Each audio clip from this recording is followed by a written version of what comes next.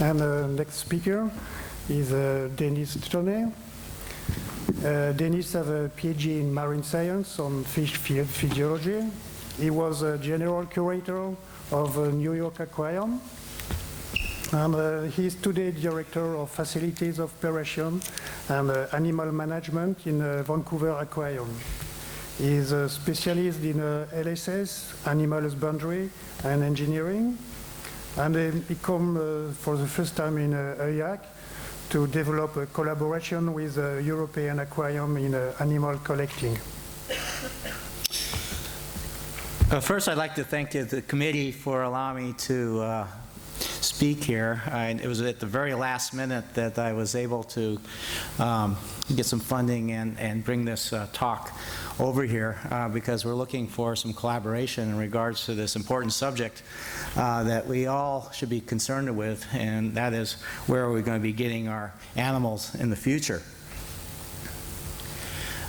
Increased regulations and restrictions are one of the major problems that we're seeing. Shark legislation is coming up, especially in the States and around the world. We know that corals have been put on CITES, Signathas are on CITES. There's lots of issues in regards to that, and plus we have not been able to really reproduce these animals in captivity the way we need to. The other issue is that we have a desire to be sustainable institutions, which means that we need to be careful about where we purchase our animals. Just going to the aquarium trade and buying them, the ornamental aquarium trade, is not going to be good enough. We need to do better than that. So the Association of Zoos and Aquariums, which is North American based, is especially on the terrestrial side, because they basically do breed most of their animals, has come up with they decided to come up with a new committee called the Sustainability Committee, which is to look at collections and where they're going to get animals into the future. Luckily, Paul Boyle, who is the Vice President of Conservation for AZA, argued the point that there needs to be another committee, one for aquatics, because we're quite different. So I was chosen to be the chair of the Aquatic Collection Sustainability Committee. And one of the first things that we wanted to do is to make a statement. The statement was basically to review the same issue that we've all been having with zoos, in that they don't really understand aquatic collections and where they come from. This is an abstract from a paper that Doug Wormholtz and Chris Andrews and I wrote back in 2003.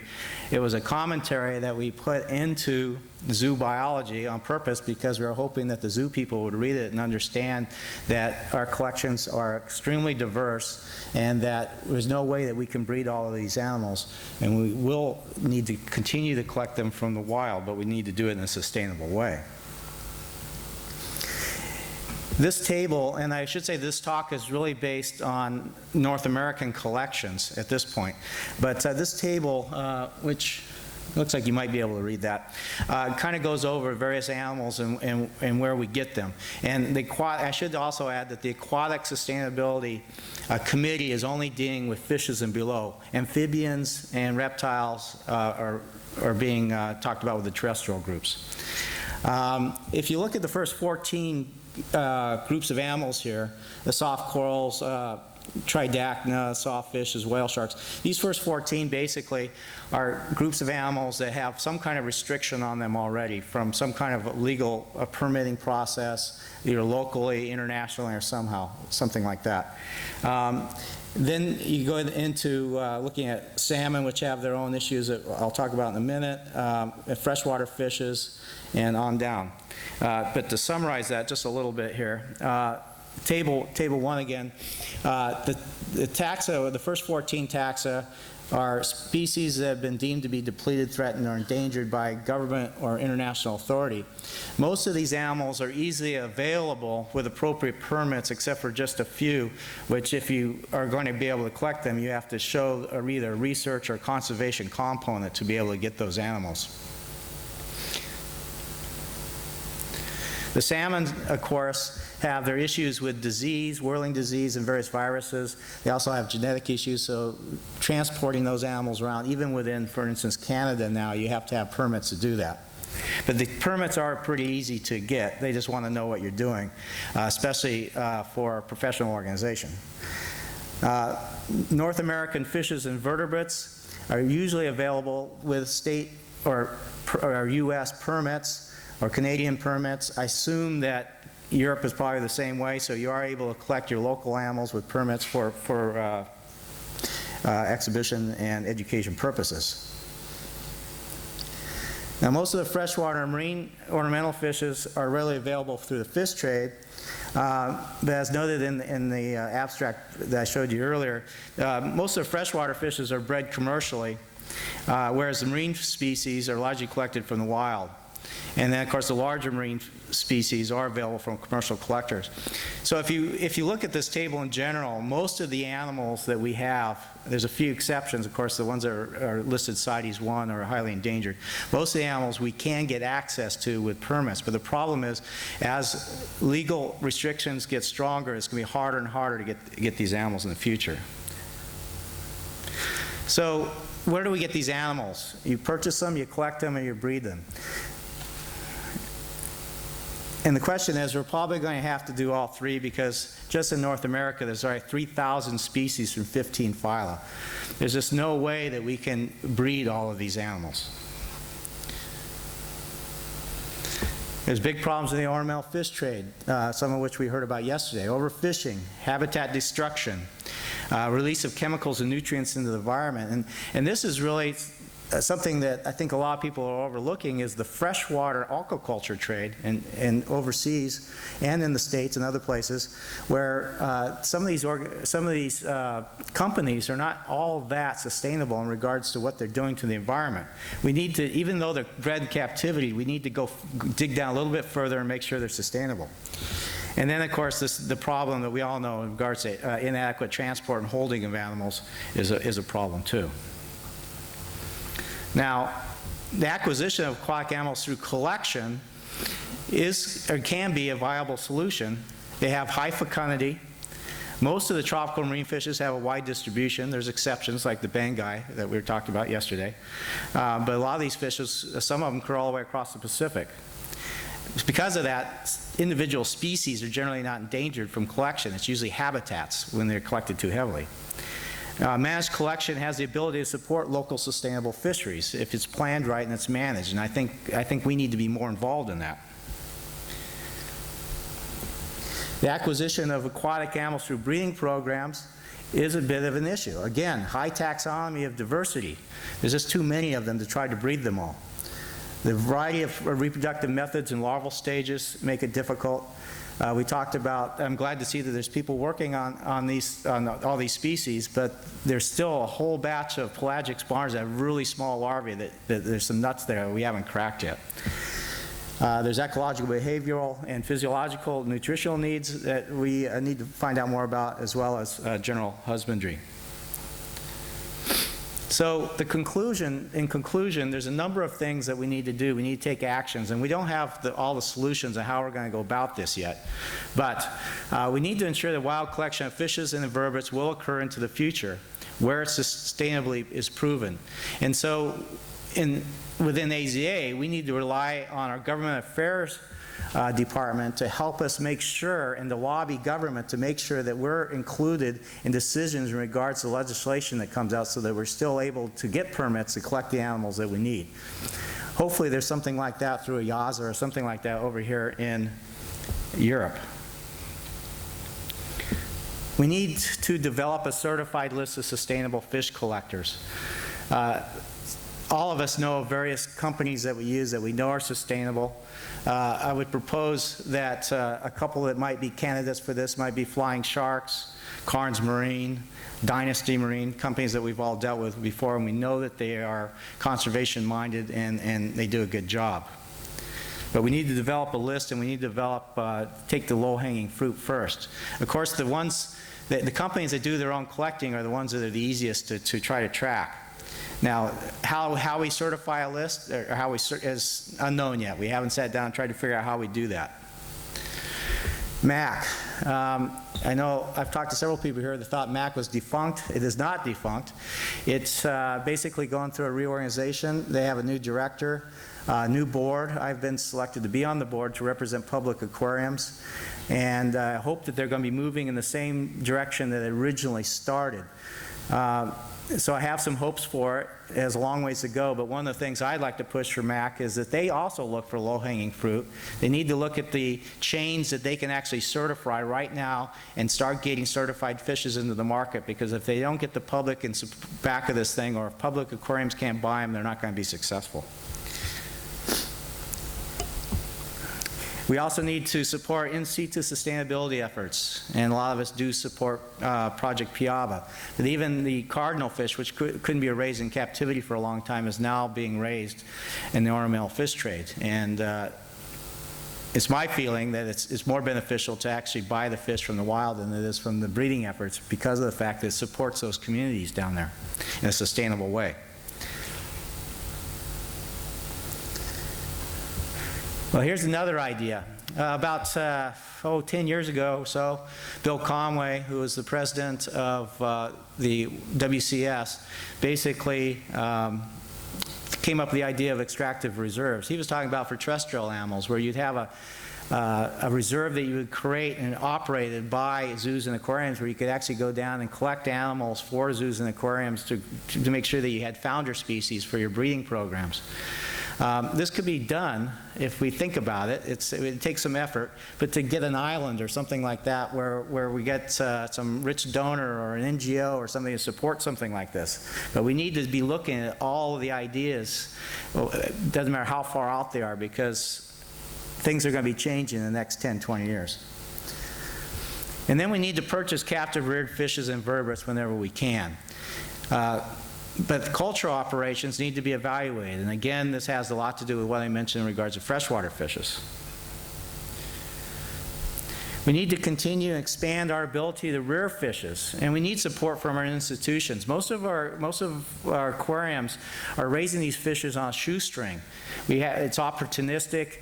You basically have an aquarist who's interested in it, and you make a little room for them and to do that. But we really need to be paying for professional people that and provide space and facilities and funds to be able to do this. We're fortunate at Vancouver that we've had Jeff Marley for a long time has been doing this. He's done some work with seahorses and works mostly with cold marine fishes. But aquariums need to do this. Your directors need to support this. And so this statement that's coming out of the Sustainability Committee, which is going to be reported to the Aquarium Committee, which is a subcommittee of the board of AZA, we're going to recommend this, that directors help support this. We need to pursue further research in the breeding and rearing of difficult marine tropical species and small larvae. Getting involved with universities. I'm glad to see that we have a professor here who's been working on raising these fishes. There's also a proposal in the States to get connected with the Floridian universities and try to get something going there. But it's a big effort. And it takes grant money, and unfortunately, grant money for this type of work is very difficult to come by. We need to develop further techniques in regards to large sharks and sawfishes. Artificial fertilization might be one. And it's not so much of a problem with some of the sharks where you actually have males and females together, but if you start looking at Pristis pectinata or some other species where there may be only 7 in captivity in the world, nobody's want to move their male around to go over with a female. We may have to come up with some ways to try to get these things pregnant and produce young. So we're proposing that we actually get a CEF grant, which is a grant that's funded through AZA, to try to initiate some of these studies using probably one of the sharks as a model before we take it on with sawfishes. The other thing that we need to do with sharks, we've been very, although I've heard of some interesting cases where sharks have been bred here in Europe, in general I would say we're not breeding large sharks very well. That is mostly the carcharinids and the and sand tigers. So we need to be looking at exhibit design, and we need to be looking at environmental parameters. We aren't cycling these animals correctly, I believe, to get them to spawn and to get the females to ovulate, and we need to be spending more time with that. And so that's that last one there. So first I'd like to acknowledge Gordon Reed at the Chester Zoo and Paul Boyle AZA for funding my way to come over here, and Mark Pennington for helping to find the money. They all felt that a collaboration between Europe and North America is important in regards to this subject, and that we should be working together on it. And so that's one reason why I'm over here, is to try to help that along. And then I would like to also acknowledge Doug Wormeltz and this AZA Aquatics TAG steering committees for editing the white paper, which is what this talk is based on. Thank you.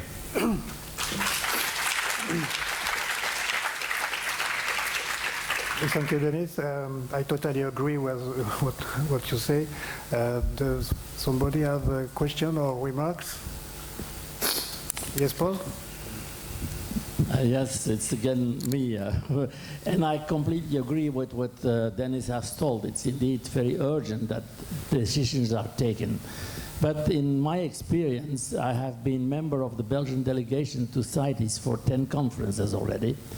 And sometimes the decisions are not taken on facts, because sometimes we miss really population status. And I have another few pieces, for instance, for the seahorse and the sharks. We had good connections because we met with the IUCN people, we met with the AZA people, and since observers cannot really interfere, they can just express their concern, but they cannot table propositions. So it has to go to national delegations. And we managed through the UK and to the US delegation to table the proposals on sharks and on seahorses. And as a result, they came out on Appendix 2 of the CITES meeting, of the CITES appendices. On the other hand, even if you have good data and if you can defend to have them listed on 1 or 2 or even 3, the decisions are not taken on scientific basis.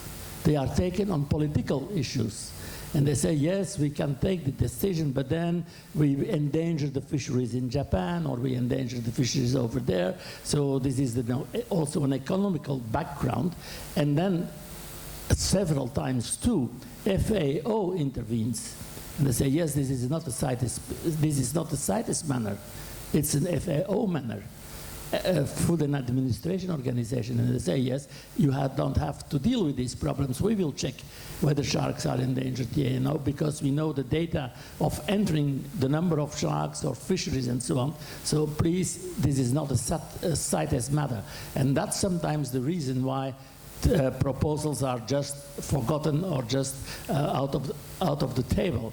And I think that as aquariums and also we have a very important role, and we should try to interfere or to propose into the national delegations the data which we have on collections and on fisheries and so on, because that's the way it can pass through, and we should work hard on that. That's what I wanted to say about CITES meetings. It's not a scientific meeting, it's just a political meeting, and sometimes science is prostituted to come to a political meeting, to a political decision. Thank you. Yes, unfortunately, politics is everywhere.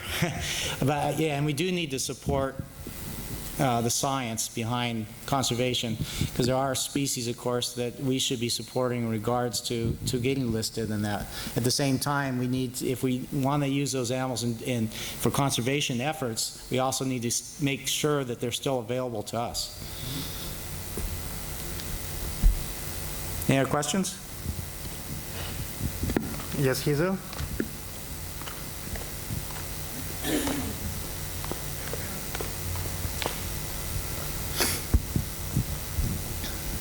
Heather Coldaway from ZSL. I just wondered what specific thoughts you had about how we could take this forward jointly between the two regions. I think it's worth probably sitting down before this meeting's over with a few key people and discussing this. I think your group that you're pulling together for the WASA Aquarium Committee might be a start of that, and anybody else who feels strongly they want to be involved, because it's going to take some work to do this. But I would suggest doing that one evening or sometime during a break or something, and sitting down discussing it. Yes, Paul, again? Yes, Dennis, we have to sit together, but we have to look, if we come to a conclusion within the WASA or any other organization that we have arguments and scientific evidence to support proposals, that this support is not introduced by WASA, because WASA is also an observer, like the IUCN and so on, but we have to see a way to bring it into a national delegation, because they have the power to table it. And then, for instance, in the European community, if Belgium wants to table one proposal, they have to be we have to have the agreement of the 25 EU member states.